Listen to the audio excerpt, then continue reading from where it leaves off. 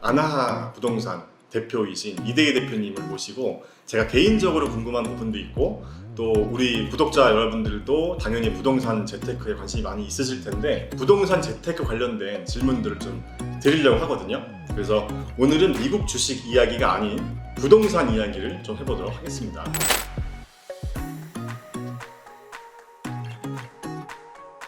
자, 대표님, 네. 얼마 정도, 그러니까 최소 금액 얼마 정도면 꼬마 빌딩 건물주가 될 수 있을까? 네. 일단 보통 대부분 분들이 일단 빌딩이라고 하면은 뭐 큰 돈이 들어가야 한다고 생각들을 하시는데요. 일단 서울권에는 네. 찾아보면은 10억 미만의 건물들을 종종 찾아볼 수가 있고요. 그리고 뭐 인천 같은 데나 네. 이런 경기도는 뭐 5억 정도의 수준의 또 음. 건물을 네. 또 볼 수가 있습니다. 예, 예. 사례를 하나 좀 말씀을 드리자면 저희가 최근에 네. 도봉구에 있는 건물 하나 매매를 해드렸는데 네. 그 건물이 7억입니다. 아, 7억밖에 안 해요? 네, 예. 그래서 이제 7억인데 중개 수수료랑 네. 뭐 취득세 다 포함해서 대출 껴갖고 예. 현금 2억으로 매입을 해드렸어요. 예, 몇 층짜리 건물이었나요? 그거? 그게 2층짜리 건물이고 2층에 주택, 음. 1층에 편의점, 뭐 지하는 이제 창고 용도로 사용하고 있었고요. 보통 편의점이 들어와 있는 건물이면 굉장히 좀 임차인이 좋은 거라고 볼 수 있죠. 아주 좋다고 할 수 있죠. 예, 예. 네, 그러니까 거기는 지하철이 멀었지만은 동네 상권으로 그래도 코너 건물로 이렇게 상권이 그래도 안정적으로 형성이 되어 있는 곳이었고요. 예. 이게 왜 그렇게 할 수가 있었냐면 대출이 좀 많이 나왔어요. 5억 좀 이상 나왔거든요. 감정가가 높게 나왔습니다. 근데 제가 듣기로는 최근에 또 부동산 뭐 법이 바뀌어서 네네. 그 꼬마 빌딩에 주택이 포함되어 있으면 주택 부분은 제외하고 네. 뭐 대출이 나온다던가 네. 뭐 주택이 50%가 넘어가면 네. 아예 대출이 뭐 그러니까 2주택자 같은 경우에 대출이 안 나온다거나 뭐 그런 네. 게 있다고 들었거든요. 네네. 예. 그거는 이제 주택이 있었지만 네. 그거를 잠금 전에 용도 변경을 근생으로 대출을 받을 수가 있었고요. 예, 예. 매입 당시에도 이제 근생이기 때문에 취득세 이런 것도 그냥 일반 과세로 받을 수가 있었어요. 그래서 보통은 이제 감정가가 매매 금액이 한 80% 수준밖에 안 나오거든요. 그렇죠. 예. 근데 이렇게 좀 발품파를 잘 찾아보다 보면은 예. 감정가랑 매매 금액이랑 동일하게 나오는 것들을 찾아볼 수가 있습니다. 그러니까 발품을 많이 좀 팔아야겠네. 그런 거 그렇죠. 만나려면. 예, 예. 그게 이제 보통 이렇게 주실 때 보는 이제 뭐 탁감이다. 네, 탁감 그렇죠. 얼마 나왔습니다. 이제 이렇게 말씀하시던데 네, 네. 예, 그걸 말씀하시는 거죠? 예, 그게 예, 탁감가, 예, 네, 감정가. 맞습니다. 예, 예. 그러면은 한 2층짜리 건물 기준으로 해서 인서울 같은 경우는 네. 한 7, 8억 정도면은 네, 꼬마 빌딩 가격대가 형성돼 있고 네, 자기 자본 네. 한 2억 원 정도, 네. 그러면? 적게는 2억 원, 좀 많게는 뭐 한 3억 원 정도. 한 2, 3억 원 정도면은 있으면? 서울에 있는 한 네. 2층 정도 되는 그렇죠. 꼬마 빌딩 건물주가 될 수 있다. 될 수 있죠. 예. 근데 이제 서울 중심으로 들어오기는 좀 어렵고 서울도 외곽적으로 좀 찾아보면 네. 여기서 조금 거리감 있고 이런 곳으로 가면 또 상권도 뭐 동네 상권 정도 형성되어 있는 거 이런 걸 찾으면 좀 어렵지 않게 찾을 수 네. 있습니다. 경기권 같은 경우는 최소 자금 얼마 정도가 들어갈까요? 아까 서울 같은 경우는 외곽 지역에 한 2억 정도, 네. 뭐 3억 정도, 네. 2, 3억 정도면 가능하다고 말씀하셨는데 네네. 경기권 같은 경우 예를 들면 뭐 경기 성남, 광주, 그러니까 네. 과밀지구 아닌 곳들 있잖아요. 네. 하지만 서울로 출퇴근 가능한 네. 그 정도 수준 같은 네. 경우는 어느 정도 사실 볼수 뭐 있을까요? 성남이나 광주는 좀 비싸고 비쌉니다. 그 비싸죠. 동네는 또 강남이랑 네. 접근성이 또 있기 그렇죠. 때문에 비싸고요. 제가 이제 말씀드린 데는 뭐 인천이나 예. 이쪽이 조금 저렴하고 그쪽에 가면 이제 건물들 뭐 4억짜리, 네. 5억짜리를 볼 수가 있는데 네. 그런데 인천 쪽에는 또 감정가가 좀 낮아요. 그렇기 음. 때문에 대출이 한 50% 정도 수준밖에 안 나오거든요. 예. 그래서 일부 4, 5억이면 어쨌든 현금 2억, 음. 3억은 필요합니다. 음. 네, 그럴 바에는 이제 서울의 변두리라도 뭐 도봉구나 뭐 강북구, 뭐 은평구 좀 안쪽에 있더라도 또 감정가 좀 많이 나오는 데 있거든요. 네, 그런 곳으로 찾아서 매입을 하시는 게 투자 가치도 그렇고 여러 가지로 또 유리한 점이 있죠. 감정가가 그렇게 차이가 나나요? 서울에 있는 거랑 경기권 조금 외곽에 있는 거랑 네, 차이가 많이 있습니다. 네. 그러니까 강남일수록 감정가가 높고, 높게 나오고 예, 약간 이제 떨어질수록 네. 감정가가 낮게 나옵니다. 예. 네, 자, 그 다음에 이제 제가 아까도 여쭤봤었지만 부동산 투자의 장점이 네, 주식 투자와는 다르게 이제 레버리지 투자가 가능한 부분이잖아요. 네, 저는 만약에 이제 부동산 투자를 한다면 네, 최대한 레버리지를 활용하려고 하는데 네, 어떤 일반 부동산 투자자들이 어느 정도 수준, 그러니까 내가 현금 보유 대비 매물 가격 대비 몇 %까지 레버리지를 일단 가능한지와 네. 꼬마 빌딩 샀을 때, 네. 그 다음에 어느 정도 이상은 뭐 하지 않는 게 좋다. 뭐 어떤 그런 전문가 입장에서 어떤 그런 팁이 있을까요?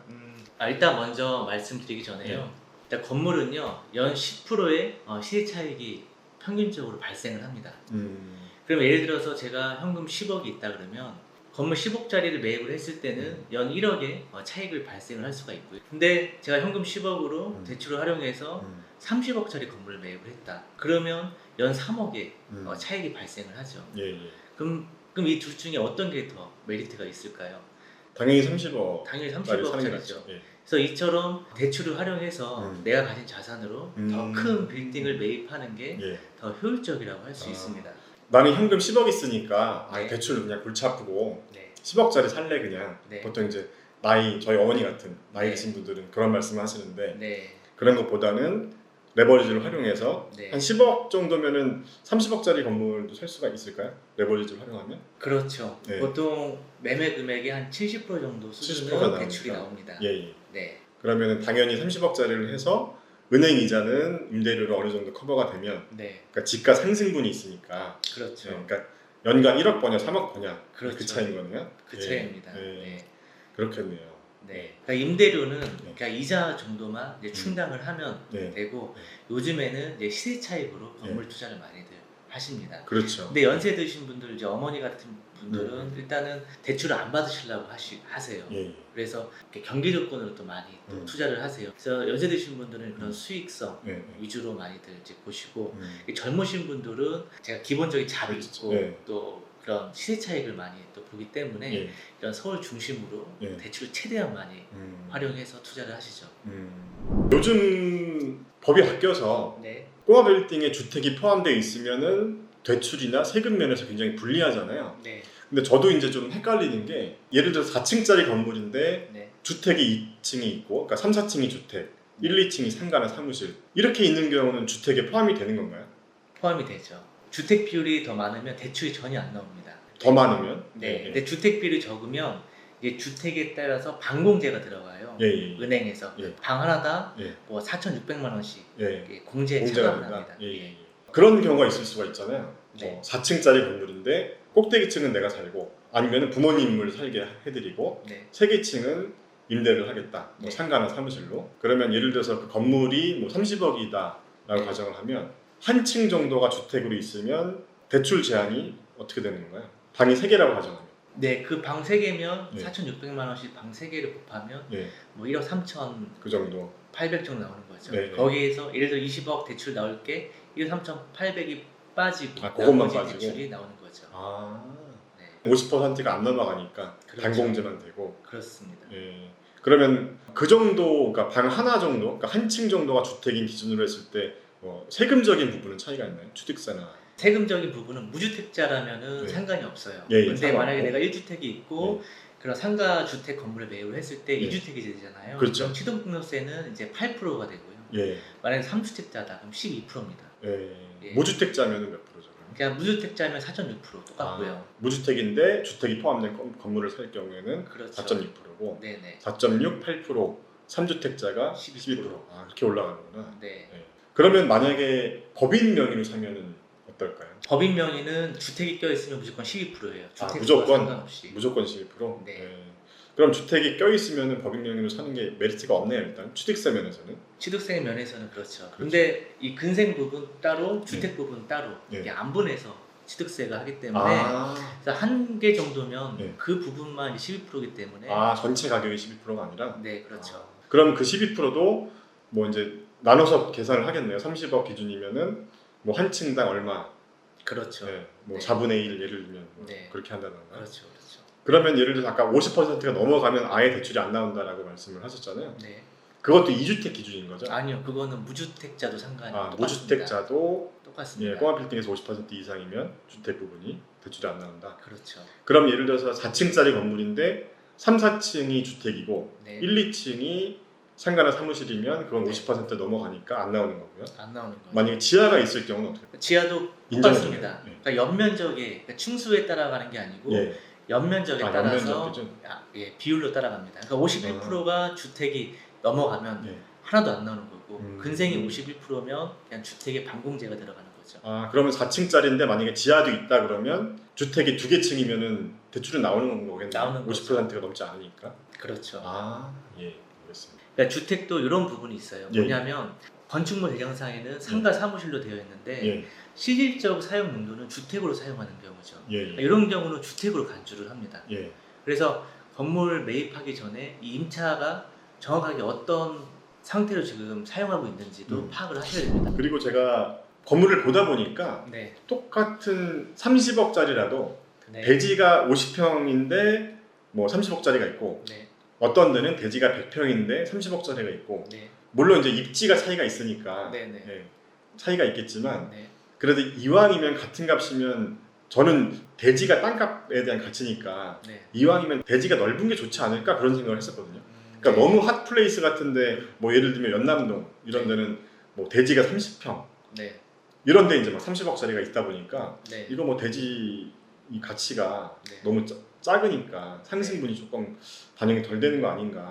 그래서 좀 왜냐면 건물 가치는 좀 어떻게 보면 상대적으로 작은 편이니까 그러니까 네. 대지가 넓은 게 낫지 않나 저는 그런 생각을 했었는데 네. 어떤가요? 같은 값이면 대지가 큰 게 낫나요? 같은 값이면 대지가 큰 게 남는데요. 네. 뭐 예를 들어서 시세 한 1년에 뭐 1,000만 원이 평당 올라간다 그러면 50평이면 5억이 올라가잖아요. 그렇죠. 근데 70평짜리는 7억이 올라간다는 얘기죠. 예, 예. 근데 이 건물의 가치는 이 대지 평수로 올라가는 게 아니에요. 그렇죠. 왜냐하면 부동산이 입지로 움직이기 때문에 네. 그래서 꼭 그 평수가 높다고 해서 음. 건물 가치가 높다라고는 말씀드리기는 어렵습니다. 그러니까 이제 초보자 입장에서 잘 모르면 일단은 너무 핫플레이스의 작은 대지를 하는 것보다는 좀, 네. 좀 무난한 지역, 그러니까 좀 대지가 좀 넓은 지역 네. 그런 데를 고르는 게 좀 실수가 없지 않을까 싶어서. 근데 네. 보통 이제 입지가 좋은 데는 음. 금액이 이제 높기 때문에 땅이 좀 작아요. 예. 그리고 입지가 좀 안 좋은 데는 음. 금액이 싸기 때문에 땅이 좀 넓잖아요. 네. 근데 결국 입지로 움직인다고 아까 말씀드렸잖아요. 그쵸, 그쵸. 그래서 입지로 좋은 땅이 작더라도 음. 입지가 좋은 데로 선택하시는 게 더 투자 가치는 높다고 얘기할 수 있습니다. 그러니까 대지 면적도 중요하지만 네, 그게 최우선 순위는 아니고 그렇죠. 네, 입지가 좀 더 중요하다. 네. 그 말씀을 이제 그렇게 이해하면 되겠죠. 그렇죠. 근데 네. 같은 입지에 같은 입지에 같은 가격인데 같은 가격이면 땅이 네, 크면 당연히 그쵸. 그게 더 네. 좋은 거겠죠. 네, 어쨌든 대지가 네. 넓은 거를 선택 조건에 네, 넣는 게 좋다. 그렇죠. 네, 같은 가격이면. 그렇죠.